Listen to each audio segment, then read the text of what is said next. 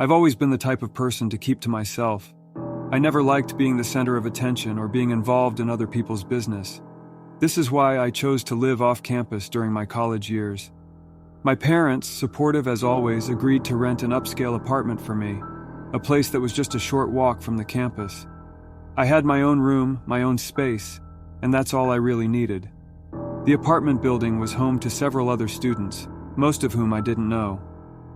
There was, however, one familiar face, Hunter.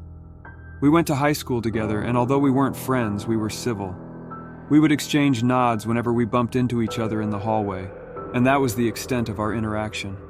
The first time I suspected something was off was when I overheard an argument between Hunter and a girl, probably one of his many dates, through the paper-thin walls of the apartment. It started as a regular conversation, but the tone quickly escalated. The girl was accusing Hunter of being a liar and manipulator, and Hunter was trying to calm her down, but it didn't work. She stormed out of his apartment, and I heard her footsteps echoing down the hallway. I didn't think much of it at the time. Arguments happen, right? It's not unusual for couples or friends to have disagreements. Besides, it was none of my business. A few days later, another argument erupted.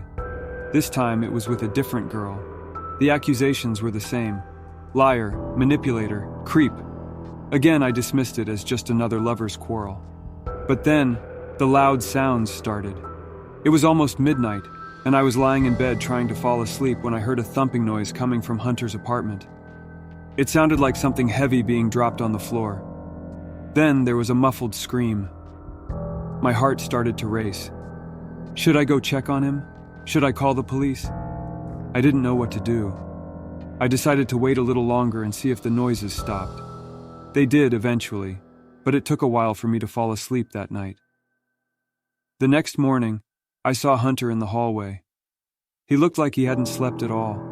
His eyes were bloodshot and there were dark circles under them.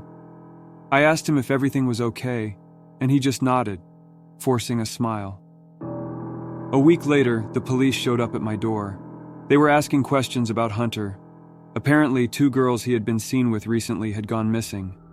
I told them everything I knew, which wasn't much. I mentioned the arguments I had overheard and the strange noises coming from his apartment. They thanked me for my cooperation and left. That's when I started to put the pieces together. The arguments, the loud sounds, the missing girls. Could Hunter be involved? I didn't want to believe it, but the evidence was stacking up against him. I decided to confront him. I found Hunter at a local bar that night. He was sitting alone, nursing a drink. I sat down next to him and ordered a beer. "Hey Hunter, can I talk to you for a minute?" He looked up, surprised to see me. "Sure, Mike, what's up?" I took a deep breath. "I overheard your arguments with those girls, and then the police came asking about them. They're missing, Hunter. Do you know anything about that?" He looked taken aback. "What? No, of course not. I haven't seen them since those nights. Why would you think that?" I sighed.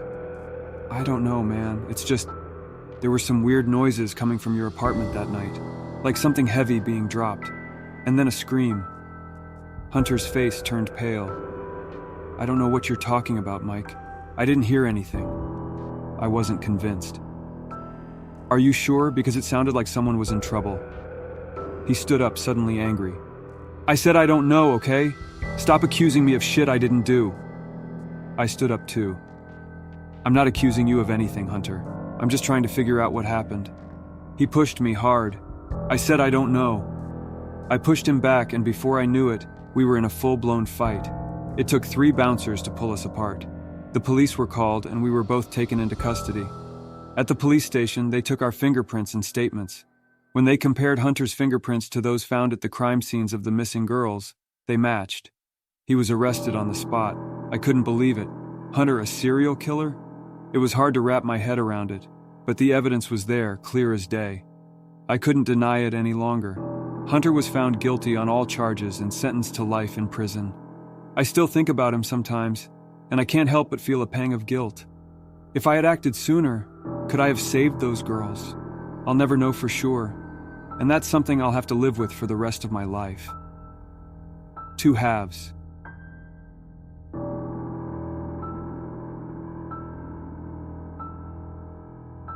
As a self-proclaimed history buff, I was ecstatic when I stumbled upon a hidden gem in the heart of Chicago, a bar that seemed untouched by time. Nestled between modern skyscrapers, the dark wooden facade and flickering neon sign beckoned me inside. The atmosphere was a blend of the past and the present, with aged wooden panels lining the walls and a jukebox playing classic tunes. I sat at the bar sipping on a whiskey neat and struck up a conversation with the bartender, a gruff man with salt and pepper hair. He regaled me with stories of the Prohibition era, a time when Chicago was a hotbed of organized crime, and secret tunnels and catacombs were used as bootlegging getaways. My interest piqued, I pressed him for more details. "You know," he said, leaning closer, "this place has been around since those days.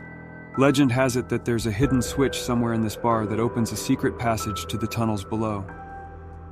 Intrigued, I scanned the room, my gaze landing on a dusty old piano in the corner. It seemed out of place amidst the modern renovations. I made my way over and started playing a few notes. The keys were out of tune, but as I pressed down on a particularly stubborn key, I heard a click, and a section of the wooden paneling beside the piano slid open, revealing a dark passage. Startled, I looked back at the bartender, who was now glaring at me, a mixture of anger and fear in his eyes. "What have you done?" he hissed, as the other patrons in the bar started to murmur. Before I could respond, he lunged at me, forcing me to retreat into the dark passage. As the panel slid closed behind me, I heard the bartender shouting, "Get him! Don't let him get away!" I stumbled through the darkness, the sound of footsteps close behind. The air grew colder as I descended a narrow staircase into the catacombs below. The walls were lined with shelves holding dusty bottles of liquor, a relic of the bootlegging days. As I ventured deeper, the footsteps behind me grew fainter, but I was not alone. I started to hear faint whispers, and the air grew thick with the scent of damp earth. The whispers grew louder, morphing into chilling wails that seemed to come from every direction. I felt a cold breeze on my neck, and I quickened my pace, my heart pounding in my chest. As I rounded a corner, I stumbled upon a chamber filled with skeletons, the remains of those who had perished in the catacombs. I tried to retrace my steps, but the tunnels seemed to shift and change with every turn. The wails grew louder, and I felt a presence behind me. I turned to see a figure shrouded in darkness, its eyes glowing with an otherworldly light. Panicked, I ran, the figure in hot pursuit. As I reached a fork in the tunnel, I heard voices calling my name. I recognized them as my friends who had been at the bar with me. I wanted to call out to them, but I knew it was too dangerous. The spirits in the catacombs were malevolent, and I couldn't risk leading them to my friends. As I reached the surface, I gasped for air, the cold night air stinging my lungs. I looked back at the entrance to the catacombs, half expecting the spirits to emerge, but there was nothing. I knew I couldn't go back in for my friends as much as I wanted to. The spirits were too powerful, and I was no match for them. I called the police, and they conducted a search of the catacombs, but found no sign of my friends. They were eventually declared missing, and I was left with a heavy heart, knowing that I had led them into a trap. Years have passed since that fateful night, and the bar has long since closed its doors. The building was demolished, and a new skyscraper now stands in its place. My friends were never found, and I am left with a lifetime of guilt and regret. The spirits of the catacombs are still down there. I am certain of it. I can feel their presence whenever I walk past the spot where the bar once stood. I know they are waiting, lurking in the shadows, ready to claim their next victim. And so I write this as a warning to others. Beware the hidden tunnels of Chicago, for once you enter, there is no escape. The spirits below are always watching, always waiting, and they are hungry for revenge.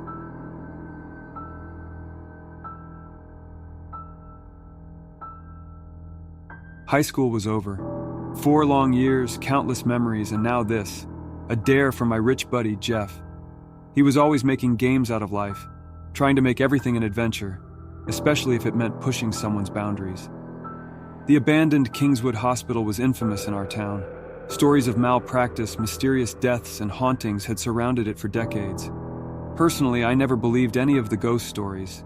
Supernatural, ghosts, spirits, it was all hogwash to me. "Come on, Greg," Jeff urged, waving a wad of cash. $50 to anyone who can spend 30 minutes inside the old pediatric wing. I stared at the decaying building. "You're out of your mind," I mumbled. "Scared, Greg?" teased Sarah, a longtime friend. "I don't believe in ghosts," I scoffed. "But fine, $50? I'm in." The hospital was more intimidating up close. Its windows were shattered, graffiti covering its walls, and an eeriness that was hard to shake off even for a skeptic like me. The pediatric wing was the worst. Every step on the creaky floor, every distant echo made my heart race. The dim light of our torches cast distorted shadows.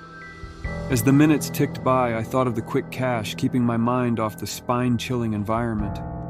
Then, out of the blue, I felt a cold breeze. Turning around, I saw a child's handprint forming on a frosted window pane. No kid could have been inside, and surely none of us did it. I tried to reason it out, blaming it on some freak atmospheric conditions. Exiting the hospital, my friends cheered and patted my back, but I couldn't shake off the unease. Jeff handed me the $50, a smirk playing on his face. That night, things took a sinister turn. At home, I heard soft whispers as if a child was crying. I blamed it on fatigue or perhaps some neighborhood kid playing pranks. Then things in my room began to move. My chair, my books, and even my bed sheets pulled away as I tried to sleep. Every time I tried to tell someone, the activity would cease, making me look delusional. Days passed and the activities intensified. I would find children's drawings on my study table, drawings of a little girl with wide, sad eyes and me standing behind her, our hands reaching out to each other. I tried telling my parents, but they laughed it off, attributing it to stress from the upcoming move to college. Sarah was the only one who seemed concerned. "Maybe you did pick something up from the hospital," she whispered one evening. "It's all in my head," I repeated. But I wasn't sure anymore. The day before I was set to leave for college, things escalated. I woke up in the middle of the night to the sound of that familiar child's cry, but this time it was right beside my ear. In the dim light from the street lamp outside, I saw her, the little girl from the drawings, her eyes brimming with tears. "I just wanted to play," she whispered before disappearing, leaving me in a cold sweat. College couldn't come soon enough. As my parents drove me across the country, I hoped, prayed even, that the spirit wouldn't follow. The college was a fresh start. New environment, new people, and best of all, no mysterious child's cries or drawings. Weeks turned into months, and slowly the memories of that haunted summer faded. One evening, as I was studying in my dorm, my phone rang. It was Jeff. His voice was shaky. "Greg, you remember the hospital? Something followed me too. It's here, in my house. What do I do?" Before I could answer, the line went dead. I tried calling back, but there was no answer. The next morning, news spread that Jeff's massive mansion had burned down overnight. He didn't make it out. Shivers ran down my spine as I remembered the little girl's words. "I just wanted to play." I realized it wasn't me she was attached to. It was the game, the dare. It was Jeff she wanted all along. The remorse of not believing in the supernatural weighed on me. I learned the hard way that sometimes, just sometimes, there are things beyond our understanding. And for our sanity, it's best not to challenge them.